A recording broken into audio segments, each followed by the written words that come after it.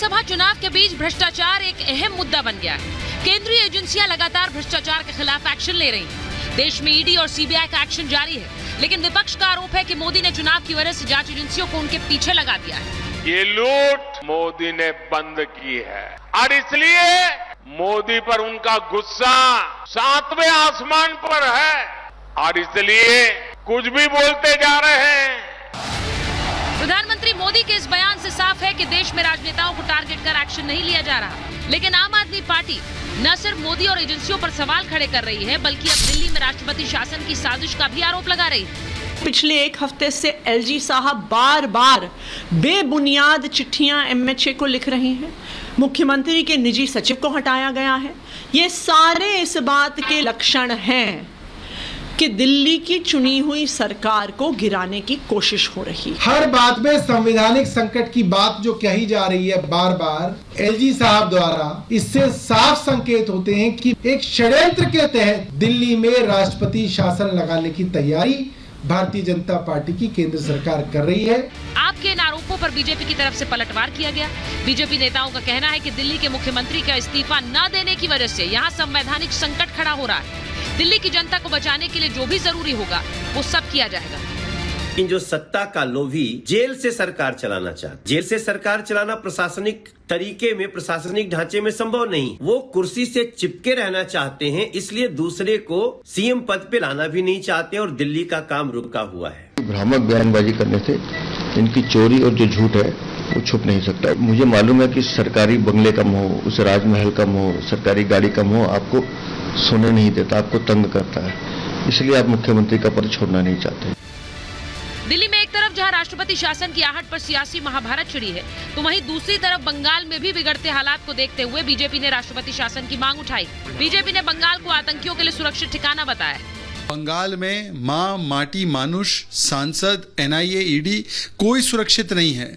सुरक्षित है तो केवल शाहजहां, भ्रष्टाचार के सिंडिकेट वाले और आतंकी, जो अक्सर उनको लगता है कि तृणमूल शासित प्रदेश में उन्हें पनाह मिलेगी।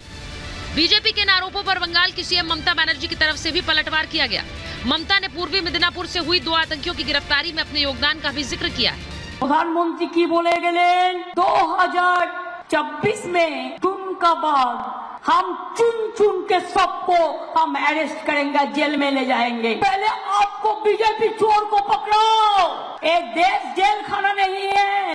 दिल्ली से लेकर बंगाल तक राष्ट्रपति शासन पर सियासी जंग छिड़ी। ऐसे में सवाल ये कि दिल्ली में सच में राष्ट्रपति शासन लगने वाला है या फिर आम आदमी पार्टी मुद्दों से भटकाने के लिए ऐसे बयान दे रही है।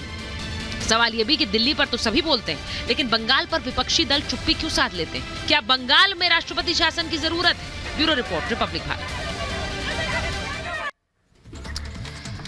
मेरे साथ इस वक्त स्टूडियो में प्रोफेसर संगीत रागी हैं, राजनीतिक विश्लेषक हैं, दिल्ली यूनिवर्सिटी में प्रोफेसर हैं। बीजेपी के प्रवक्ता शिवम त्यागी हमारे साथ जुड़ रहे हैं। कांग्रेस के नेता अनुज आत्रे जी हैं। संजय मिश्रा जी हैं, आम आदमी पार्टी का पक्ष रखते हैं। कंचना यादव जी जुड़ेंगी हमारे साथ, आरजेडी की प्रवक्ता हैं। बादल देवनाथ जी टीएमसी के नेता हैं। मैं एक बार जरा सीधे सीधे जो दिल्ली में हो रहा है उस पर पूछ रही हूँ। शिवम, क्या एक तस्वीर ऐसी निकल कर आ रही है कि दिल्ली में राष्ट्रपति शासन लगने वाला है? देखिए, आम आदमी पार्टी शुरू से कहती रही केजरीवाल गिरफ्तार होने वाले, केजरीवाल खुद कहते रहे मुझे तो गिरफ्तार कर लेंगे, कभी भी उठा लेंगे। वो हो गया। क्या यहां पर भी राष्ट्रपति शासन लगने वाला है?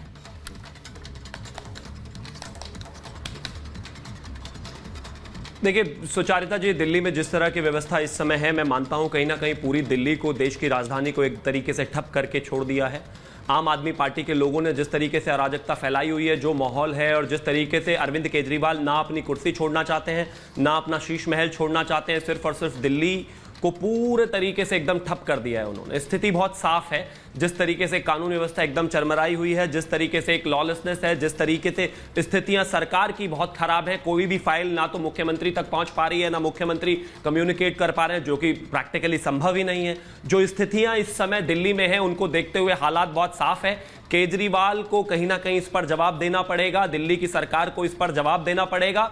आपको कुछ ना कुछ तो करना पड़ेगा, क्योंकि इस देश में एक अलग तरीके का जो एजेंडा वो लेकर चल रहे हैं। इस देश में बहुत सारे मुख्यमंत्री पहले गिरफ्तार हुए हैं, चाहे वो जयललिता रही हो, चाहे वो करुणानिधि रहे हो, चाहे इसके अलावा और भी लोग गिरफ्तार हुए। अभी हाल फिलहाल में अगर हेमंत सोरेन भी गए तो उन्होंने भी राज्य सुचारू रूप से चल सके, वहां की सरकार सुचारू रूप से चल सके, कहीं ना कहीं उन्होंने चीजों को एडजस्ट किया, चीजों को मैनेज किया। लेकिन बावजूद उसके अरविंद केजरीवाल को मोह अपनी कुर्सी का इतना ज्यादा है और दिल्ली के जनता की फिक्र इतनी कम कि उनको कोई फर्क ही नहीं पड़ रहा है। रोजाना हर सुबह आकर एक प्रेस कॉन्फ्रेंस कर देने से कोई राज्य नहीं चलता है। मैं मानता हूं जल्दी से जल्दी इस स्थिति का, इस संकट का जो है मतलब निराकरण होना चाहिए, चीजें बेहतर होनी चाहिए, वरना वो दिन दूर नहीं है कि जो हालात दिल्ली में बनते जा रहे हैं, आने वाले समय में क्या होगा वो तो बेहतर मैं मानता हूं कि सरकार और तमाम लोग ही जानते होंगे, लेकिन यहां स्थिति बेहद खराब है, इसको बेहतर करने की आवश्यकता है। अच्छा संजय जी, वो बनते जा रहे हैं या बनाए जा रहे हैं आप कह रहे हैं? एलजी कह रहे हैं कि मंत्री बैठक के लिए नहीं आ रहे हैं, मंत्री बैठक के लिए नहीं आ रहे हैं। संजय जी क्या हो रहा है, मंत्री बैठक के लिए क्यों नहीं आ रहे हैं? अधिकारियों को नहीं आने दिया जा रहा है। अच्छा,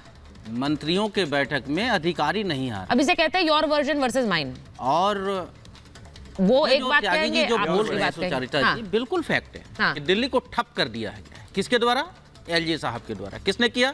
केंद्र सरकार ने किया। ये साफ साफ दिख रहा है। दिल्ली के लोग क्या मूर्ख समझ रहे हैं आप? दिल्ली के लोग इतने चालाक है, आपको 30 साल 40 साल तक बाहर, 50 साल तक दूर रखने की कसम खा रखी है दिल्ली वालों ने। साहब आपको उन लोगों ने समझा है। पहले 15 साल कांग्रेस ने आपको बाहर रखा, अब 15 साल अरविंद केजरीवाल बाहर रखेंगे, उसके बाद 15 साल भी ये चलता रहेगा। ये बेचैनी है भारतीय जनता पार्टी की। लेकिन आप चुनाव में नहीं जीत पा रहे हैं, इसलिए जनता को आग में झोंक देंगे। उनके शिक्षा, स्वास्थ्य, चिकित्सा, रोजगार, व्यवसाय सब खत्म कर देंगे। पर वो संजय जी, जो जनता है कहाँ, वो जनता कहाँ है? वो क्यों नहीं दिख रही है हमें? जो आप कह रहे हैं कि वो जनता इतनी परेशान है, मुझे नहीं पता कि उस जनता ने एक भी प्रदर्शन किया हो, वो सड़क पर आए हो। कहाँ है वो जनता? जनता प्रदर्शन कर रही है। कहाँ कर रही है? हम अपनी लड़ाई लड़ रहे हैं। नहीं, आप तो लड़ रहे हैं, लेकिन जनता कहाँ है? बता रहा हूं। हम लड़ रहे हैं, जनता भी पीछे खड़ी है। जनता की जरूरत कहाँ पड़ेगी? हाँ। जहां उनकी जरूरत है। और इनको अभी भी डर है। अभी ये कह रहे हैं कि नहीं अरविंद केजरीवाल जेल में है, लेकिन वो चीज नहीं हो पा रहा, वोट में कन्वर्ट नहीं हो रहा। वोट तो केजरीवाल कर रहा है दिल्ली की जनता। नहीं तो अगर मंत्री क्या लोग करना होगा? बैठकों तब के लिए राष्ट्रपति जा शासन रहे लगाओ हैं। और राष्ट्रपति शासन लगा करके दिल्ली की जनता को कैद कर दो। बात नहीं है कि जेल में मुख्यमंत्री हो और बैठकें हो और फाइलें पास हो। अब उसमें दूसरी बात यह और आ गई कि मंत्री नहीं जा रहे हैं। आप मौका क्यों दे रहे हैं उन्हें कि वो ये सब दलीलें देकर कहे कि राष्ट्रपति शासन लग सकता है? भाई अगर काम नहीं होगा तो वही जनता दूसरी तरफ चली जाएगी।